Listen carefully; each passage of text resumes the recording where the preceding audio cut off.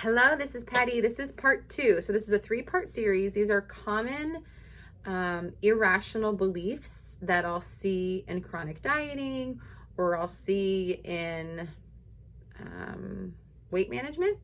A lot of times in weight management classes, you have a lot of illogical beliefs. And so in the first video, we kind of talked about where beliefs come from. You kind of have your thoughts, your emotions, and your beliefs. And so beliefs are the hardest to recognize. They're very subconscious, and we don't necessarily know that they're there until you're in a space kind of exploring them safely or feeling them out with another person. One belief that I navigate a lot with someone is my body is something to be ashamed of. Meaning there's a lot of dialogue, my body is wrong, there's something wrong with me, and that can morph in many different ways.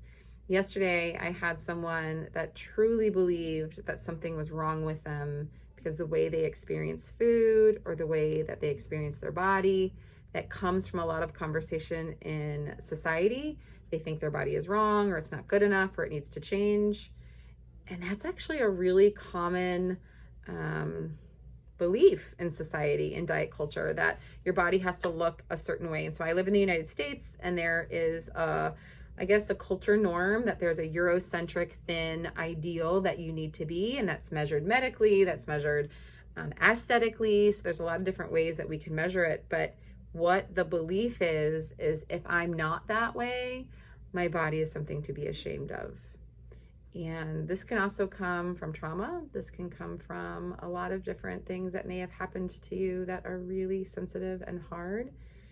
The logical thought, or the logical reframe, is going to be, I am proud of my body.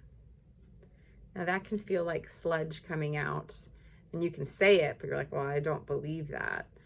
And that can take some time and some patience to shift.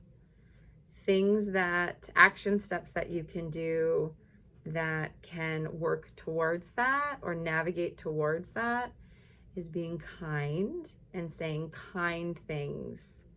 And if anger comes up, or if denial comes up, you're going to want to feel through some of those things and where is that coming from. So a good exercise is actually going from head to toe and starting to say, like, my head is worthy, my cheeks are worthy, my shoulders are worthy, my arms have value, I'm kind to my arms, my chest is worthy, my belly has value and is worthy. And there's different hot spots, and there's different messages that might come from the body, and you're not going to want to do it as fast tempoed as I just did. You're wanting to do it in a safe place with a trusted provider.